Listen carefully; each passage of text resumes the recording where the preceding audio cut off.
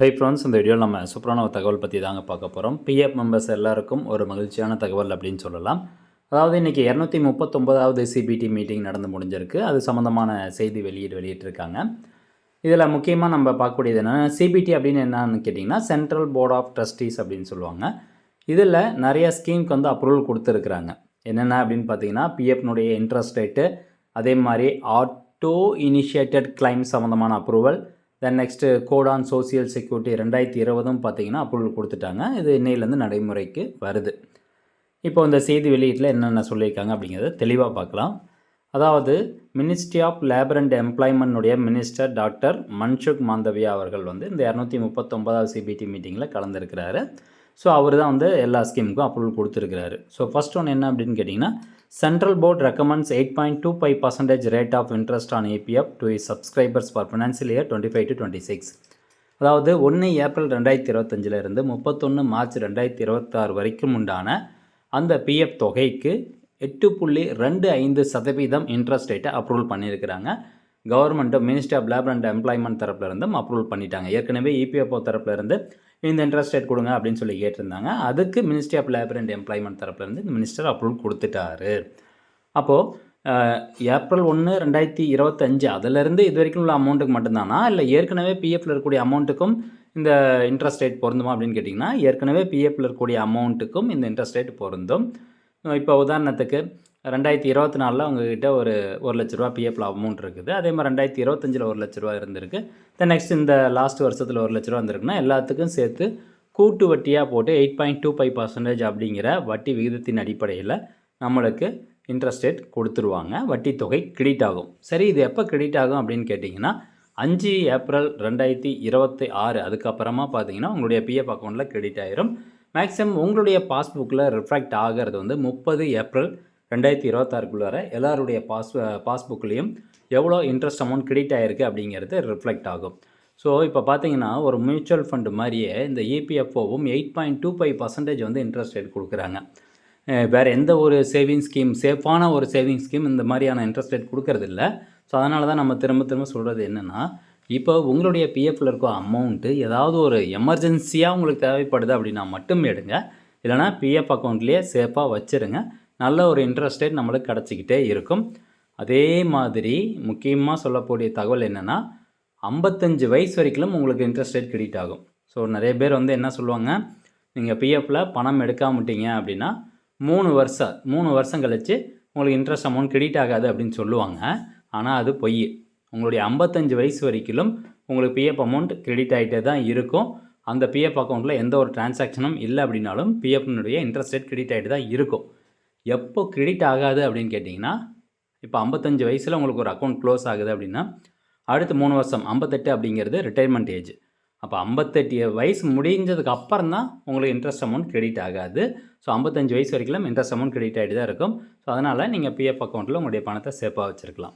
Okay, அடுத்ததாக board approves pilot project for auto initiation of claim settlement in inoperative EPFO accounts with unclaimed balances of ₹1,000 or less over 1.33 lakh accounts with nearly ₹5.68 crore to be covered அப்படின்னு சொல்லியிருக்காங்க. இது சம்மந்தமாக தனியாக கூட ஒரு video போட்டிருந்தோம். அதாவது இந்த auto initiation of claim settlement ப்ராசஸ்க்கும் ministry of labour and employment தரப்புலேருந்து அப்ரூவல் கொடுத்துட்டாங்க. இது என்ன அப்படின்னு கேட்டிங்கன்னா, இப்போது நம்மளுடைய ஏஜ் வந்து 55 ஆயிடுச்சு. 55க்கு அப்புறம் பார்த்திங்கன்னா 58 முடியும் போது அந்த அக்கௌண்ட்டு இன்ஆப்ரேட்டிவ் அக்கௌண்ட் அப்படிங்கிற ஸ்டேஜுக்கு கொண்டு போயிடுவாங்க. அப்போது இந்த இன்ஆப்ரேட்டிவ் அக்கௌண்ட்டில் இருக்கக்கூடிய அமௌண்ட்டை யாரும் கிளைம் பண்ணாமல் விட்டுட்டாங்க அப்படின்னா அந்த அமௌண்ட்டை ஆட்டோ இனிஷியேஷன் கிளைம் ப்ராசஸ் மூலமாக அந்த பிஎஃப் மெம்பர்ஸினுடைய வங்கி கணக்கு நேரடியாக டைரக்ட் பெனிஃபிட் ட்ரான்ஸ்ஃபர் மூலமாக செலுத்தப்படும் அப்படிங்கிறது தான். இதில் முதற்கட்ட முயற்சியாக எந்தெந்த பிஎஃப் மெம்பர்னுடைய அக்கௌண்ட்டில் வெறும் ₹1000 கீழே வந்து பேலன்ஸ் வச்சுருக்காங்களோ அவங்களுடைய அமௌண்ட்டை ஃபஸ்ட்டு வந்து டிரான்சாக்ஷன் பண்ணுறாங்க. அதுக்கான மொத்த தொகை வந்து ₹5.68 கோடி சொல்கிறாங்க. இது வந்து ஒன்லி 1.33 லேக் பிஎஃப் அக்கௌண்ட்டுக்கு மட்டும்தான் பொருந்தது. அப்போ மொத்தமாக வந்து பார்த்திங்கன்னா 30.18 அன்கிளைம்டு இன்ஆப்ரேட்டிவ் பிஎஃப் அக்கௌண்ட் வந்து இருக்குது. அதில் வெறும் 1.33 லேக் பிஎஃப் அக்கௌண்ட்டில் இருக்கக்கூடிய பணத்தை தான் டிரான்சாக்ஷன் பண்ணுறாங்க. அதுலேயும் குறிப்பாக ₹1000 கீழே இருக்கக்கூடிய அமௌண்ட்டு தான். அப்போ மீதி இருக்கக்கூடிய அமௌண்ட்லாம் ஃபேஸ் 2ல் ரிலீஸ் பண்ணுவோம் அப்படின்னு சொல்லியிருக்கிறாங்க. ஓகே, அடுத்ததாக இங்கே பார்த்தீங்கன்னா இந்த schemes in alignment with code on social security 2020. அதாவது மொத்தமாக இதுக்கு முன்னாடி EPF 1952, EPS 1995 இந்த மாதிரி எந்த ஸ்கீம் எல்லாத்தையும் சேர்த்து கிட்டத்தட்ட ஒரு 20 ஸ்கீமுக்கு மேலே வந்து இருந்துச்சு. அது எல்லாத்தையும் சுருக்கி 2020 4 ஸ்கீமாக கொண்டு வந்தாங்க. அதில் ஒன் ஆஃப் த ஸ்கீம் தான் இந்த கோட் ஆன் சோசியல் செக்யூரிட்டி 2020 அப்படிங்கிறது. ஸோ 2020 அந்த ரூல்ஸ் வந்து வகுத்துட்டாங்க. அதுக்கு அப்ரூவல் இப்போ தான் வந்து கிடச்சிருக்குது. இதை இம்ப்ளிமெண்ட் பண்ணுறாங்க. அப்போ இந்த code on social security 2020 implement பண்ணுறதுனால நம்மளுக்கு சேலரியில் எந்த மாதிரியான சேஞ்சஸ்லாம் வரும் அப்படிங்கிற ஒரு ஓவர் வியூ வந்து பார்த்துருவோம். இப்போது யூனிஃபார்ம் டெஃபினேஷன் ஆஃப் வேஜஸ் அப்படிங்கிறது தான் இந்த கோடு வந்து சொல்லுது. என்ன இது சோசியல் செக்யூரிட்டி 2020 அப்படிங்கிறது என்ன சொல்ல வருதுன்னா யூனிஃபார்ம் டெஃபினேஷன் ஆஃப் வேஜஸ் அப்படிங்கிறது. அதாவது வேஜஸ் வந்து ஈக்குவலாக இருக்கணும்.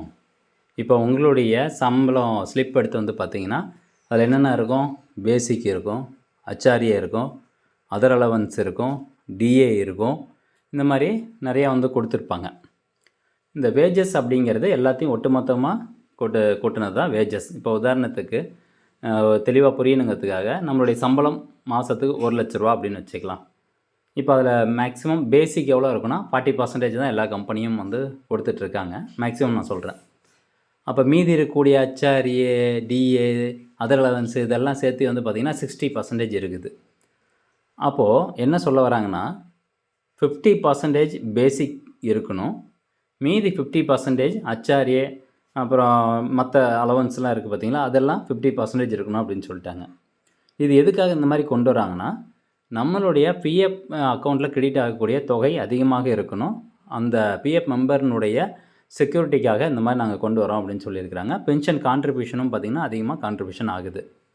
இதனால் கிடைக்கக்கூடிய பென்ஷன் தொகையும் அதிகமாக கிடைக்கும் அப்படிங்கிற நோக்கத்துக்காக கொண்டு வரோம்னு சொல்லியிருக்காங்க. அப்போது 50% பேசிக் DA நம்மக்கிட்ட பிடிச்சாங்க அப்படிங்கிற பட்சத்தில் நம்மளுக்கு கைக்கு கிடைக்கக்கூடிய தொகை கொஞ்சம் குறையும். ஆனால் அந்த தொகை எங்கேயும் போகாது, நம்மளுடைய PF அக்கௌண்ட்டுக்கு தான் போய் சேரும்.